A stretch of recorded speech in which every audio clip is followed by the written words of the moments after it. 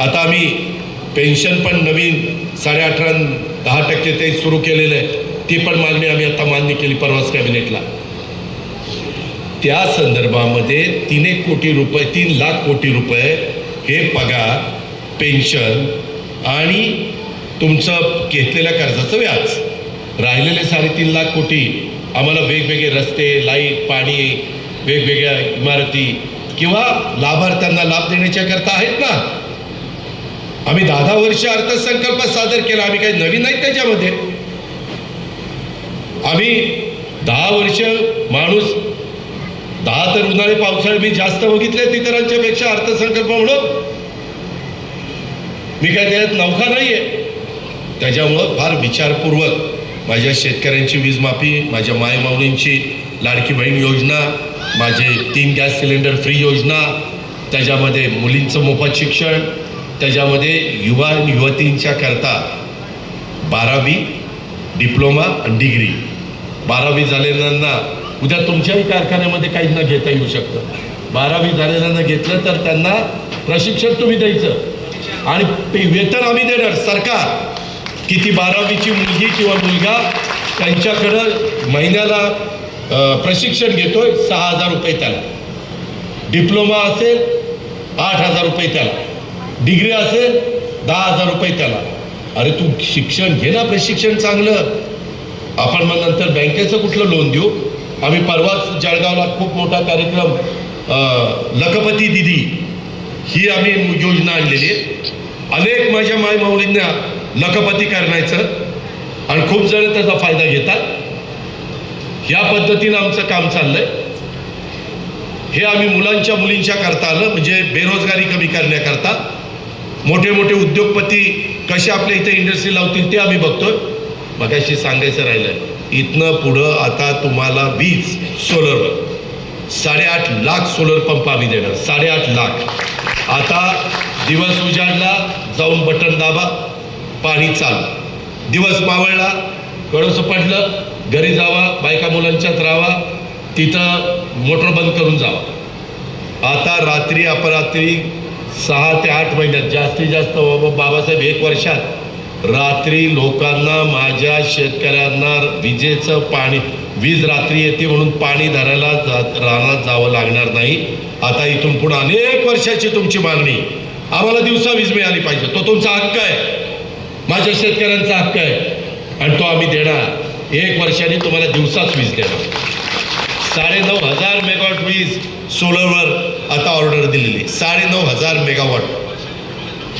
तुम्ही काळजी करू नका. आज विरोधक काही ना काही वातावरण खराब करण्याचा प्रयत्न करतायत. तो त्यांचा अधिकार आहे, लोकशाही आहे. मला त्याबद्दल काही टीका करायची नाही. पण आम्ही या ज्या काही गोष्टी करतोय, अनेक प्रकारच्या त्या ठिकाणी तुमच्या इथं बँकेचं किती 0% व्याजाने पीक कर्ज आहे का? पीक कर्ज लातूर बँकेचं, जिल्हा बँकेचं 0% व्याजाने योजना आपण आणली. का तर माझ्या शेतकऱ्याला सावकाराच्या दारात जायला लागू नये, 10 रुपये शेकड्याचा पैसा घ्यावा लागू नये. हे कशा करता माझा कष्टकार, माझा शेतकरी. आम्ही आता सरकारमध्ये केंद्रात आपल्या विचाराचं सरकार आहे. आम्ही त्यांना सांगितलं आता कांदा निर्यात बंदी त्या ठिकाणी करायची नाही. त्यामध्ये शेतकऱ्यांचा भाव, माझं सोयाबीन असेल, माझा कापूस असेल, माझा ऊस असेल, माझा कांदा असेल किंवा माझी ज्वारी असेल, माझी बाजरी असेल, माझी मका असेल, जे माझ्या किंवा आमचं धान असेल. आपल्या इथं धान म्हणत नाही, आपल्याकडे तांदूळ म्हणतो, भात म्हणतो, परंतु बाकीच्या भागात त्याला धान म्हणतात. ह्या पिकांना बाजारपेठ मिळाली पाहिजे, ह्याकरता आपला प्रयत्न चाललेला आहे. ह्याकरता मध्ये आम्ही हेक्टरी 5-5 हजार रुपये कापसाला आणि सोयाबीनला दिले, परंतु त्याच्यात आम्ही समाधान नाही. अजून शेतकऱ्याला मिळालं पाहिजे. त्याबद्दल परवाच कृषी मंत्री परळीला आले होते. तुमच्यातलं काहींनी ऐकलं असेल. त्यावेळेस शिवराज सिंग चव्हाण साहेबांना आम्ही सांगितलं, ते म्हणले ठीक आहे, दिल्लीला या, आपण बसू आणि मार्ग काढू. केंद्राच्या विचाराचं राज्याचं सरकार असेल तर आपल्याला फायदा जास्त होतो. आता उद्याच्या 30 तारखेला पंतप्रधान येत आहेत. कशाला येत आहेत? आपलं वाढवण बंदर म्हणजे वाढवण पोर्ट पालघरचं 75,000 कोटी 75,000 कोटी आपल्याला त्याच्यामध्ये 1,50,00,000 कोटी पाऊण लाख कोटी रुपये त्यांनी तिथं मंजूर केले. त्याचं भूमिपूजन आहे. 10 ते 12 लाख मुलांना मुलींना तिथं रोजगार निघेल आणि आपली एकदम अर्थव्यवस्थेला चालना मिळेल. जगातला कुठलाही माल त्या बंदरामध्ये येईल आणि तिथून तो देशाच्या वेगवेगळ्या भागामध्ये जाईल. हे काम आपण करतोय. अहमदपूरकरांनो, चाकूरकरांनो, मला रोज इथे येता येत नाही. मी आज जनसन्मान यात्रेच्या निमित्तानं आलोय. तुम्ही समजून घ्या, मी हे सगळं आम्ही महायुतीच्या सरकारच्या माध्यमातून करतोय आणि त्याच्यात संजयची, बाबासाहेबांची आम्हाला साथ आहे म्हणून आम्ही हे करतोय.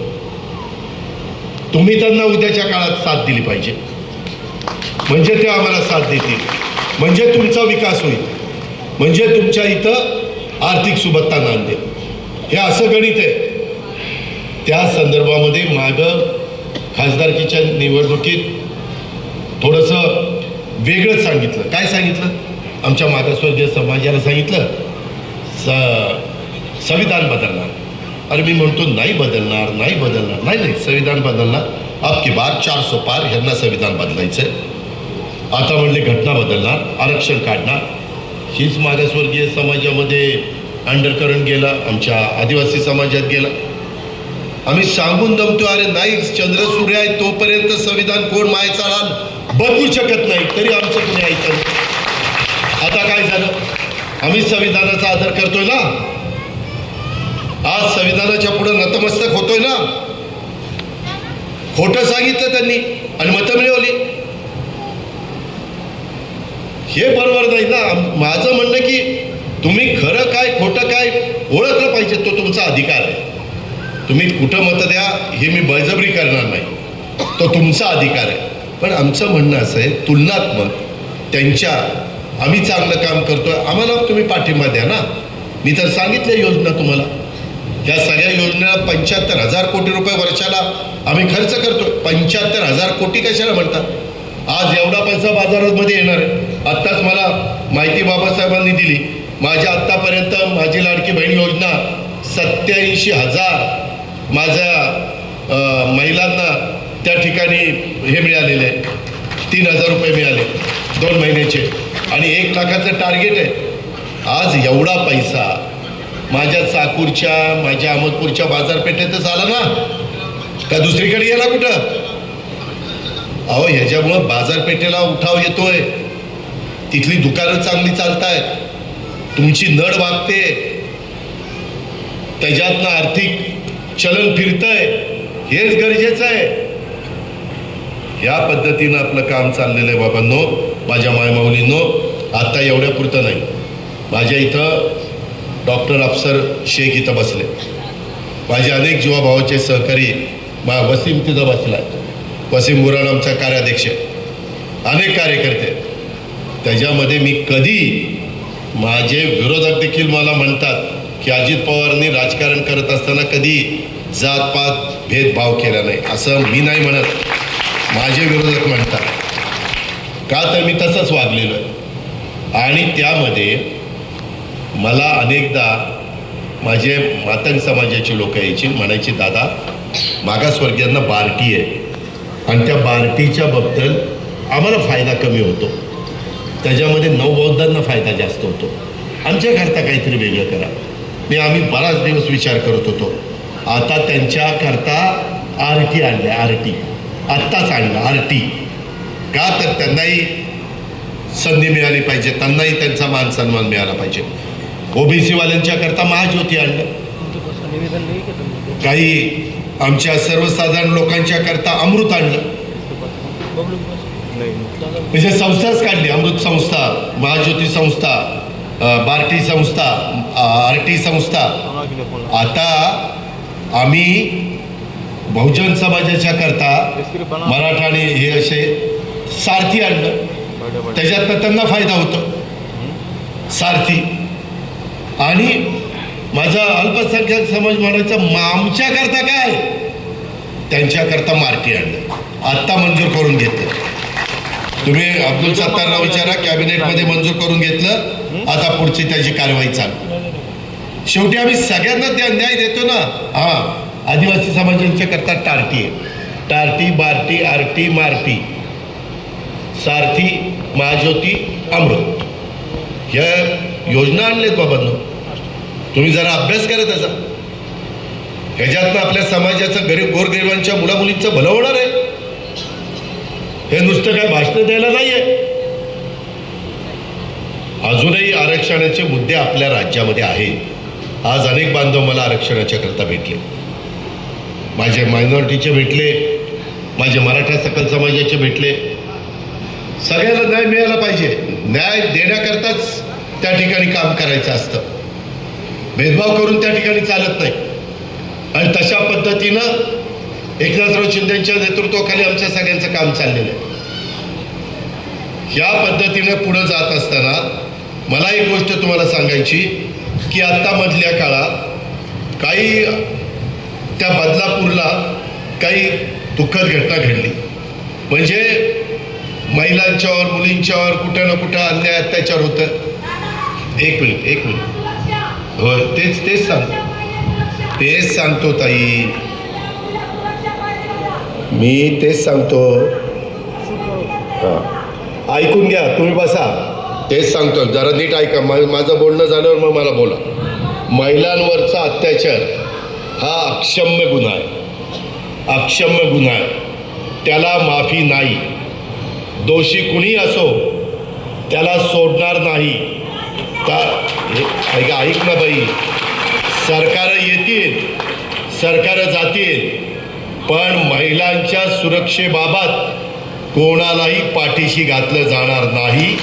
महिला सुरक्षेला सर्वोच्च प्राधान्य, सर्वोच्च. त्यामध्ये हे मी तर सांगितलं की यांना तर फासावरच लटकवायचं आहे, त्याच्याशिवाय दुसरा इथं हे नाही.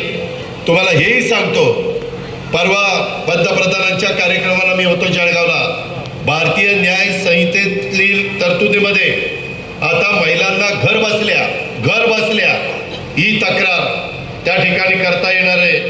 आणि नवीन कायद्यात अशा प्रकरणामध्ये दोषींना फाशी आणि जन्मठेप याची तरतूद केलेली आहे.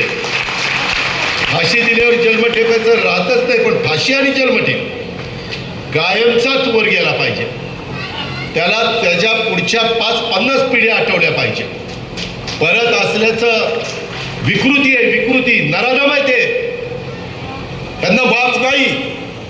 त्याच्या संदर्भामध्ये जे काही EFIR सुविधा आपण सुरू केलेली आहे, बऱ्याचदा महिला घाबरतात, कसं जायचं. आता EFIR म्हणजे FIR नोंद होत नव्हती, वेळ लागत होता, अडचणी येत होत्या.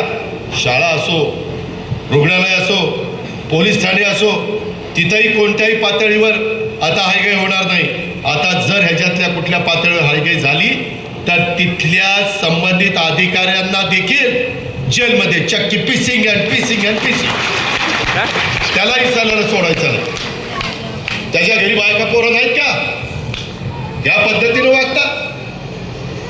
आणि बदनामी कारण नसताना आम्हा लोकांची होती. आम्ही एवढं कडक वागत असतो. आज माझी माय माऊली तिथे एवढं महिलांच्याच सांगते की आमच्या सुरक्षेला सर्वोच्च प्राधान्य द्या. काय तिचं चुकलं?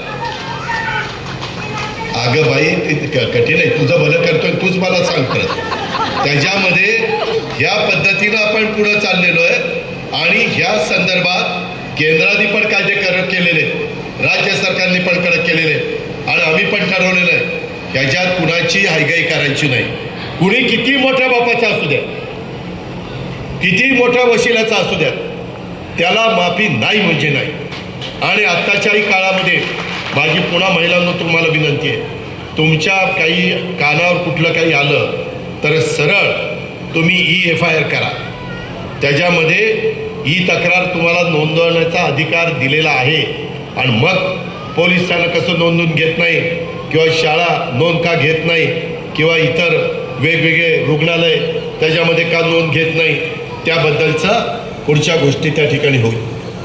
ही गोष्ट आपण लक्षात घ्या. आम्ही कुणाला माफ करणार नाही. आणि ह्याच्यामध्ये त्या पश्चिम बंगालमध्ये तर इतकी क्रूर पद्धतीनं तिथं हत्या केली आहे का आपल्या भगिनीची, डॉक्टरबाईची, मी सांगू शकत नाही. इतके नालायक ते नराधमानं विकृत लोक आहेत. एवढ्यावर नाही, 2-3 दिवसापूर्वी युगपुरुष छत्रपती शिवाजी महाराजांचा हे जरा बाजूला रे छत्रपती शिवाजी महाराजांचा वाऱ्यामध्ये एक पुतळा तिथं पडला. त्याच्या संदर्भामध्ये जे कोणी दोषी असतील त्यांच्या चौकशा केल्या जातील. आता पेपरला बातम्या येत आहेत हे ह्यांनी केलं, ते त्यांनी केलं, ते त्यांनी केलं, ते त्यांनी केलं, ते कुणी केलं, काय केलं, त्याचा सगळा तपास लागला पाहिजे. त्याच्या संदर्भामध्ये मी राज्याचा उपमुख्यमंत्री म्हणून सांगतोय, मी याबद्दल महाराष्ट्रातल्या 13 कोटी जनतेची माफी मागतो की युगपुरुष छत्रपती शिवाजी महाराज हे आपल्या सगळ्यांचं दैवत आहे आणि त्या दैवताचा पुतळा त्या पद्धतीनं असा वर्षाच्या आत त्या पद्धतीनं ते नादुरुस्त होणं किंवा पडणं हे सगळ्यांना धक्का देणारी बाब आहे. यामध्ये जे कोणी दोषी असेल ते कोणी असू द्यात, वरिष्ठ अधिकारी असू द्यात, खालचे असू द्यात, कॉन्ट्रॅक्टर असू द्यात, तो कॉन्ट्रॅक्टरला तर काळ्या यादीमध्ये टाकला पाहिजे. आपल्यातले कायदे थोडेसे नरम आहेत इतरांच्या पेक्षा. मी येतानाच दाखवत होतो एका देशात एकाची चूक झाली तर त्यांना चापकाचे फटके देत होते. काही ठिकाणी एवढं पुरतात आणि फार विचित्र पद्धतीने मी सांगू शकत नाही इतकं वाईट पद्धतीनं त्यांचं जीवन संपवतात. पण आपल्या इथं घटनेचे शिल्पकार डॉक्टर बाबासाहेब आंबेडकरांनी जी काही घटना दिलेली आहे, संविधान दिलेलं आहे, कायदे दिलेले आहेत, त्या कायद्याचा आदर करून हे जे कुणी अशा पद्धतीनं ह्याच्यात कुणी जर लगेच, आता तुम्ही मला सांगा, आम्ही आज सरकारमध्ये कुठलीही सरकारमध्ये असताना आत्ता अहमदपूरला मला बाबासाहेबांनी अश्वारूढ पुतळ्याला तिथं नतमस्तक व्हायला मी गेलो होतो. छत्रपती शिवाजी महाराजांचा इथं पुतळा आहे का नाही, तिथं आम्ही जाऊन नतमस्तक झालो. शेवटी आपण करताना कुणी, आम्ही असू, दुसरं कुणी असू, मागचं असू, पुढचं असू, काम चांगलंच व्हावं ही प्रत्येकाची धारणा असते. महापुरुष आहेत. आज त्यांचा इतिहास ऐकल्यानंतर शहारे अंगावर येतात. राजमाता जिजाऊ असतील, पुण्यश्लोक अहिल्यादेवी होळकर असतील, रमाई माता असतील, त्या सावित्रीबाई फुले असतील,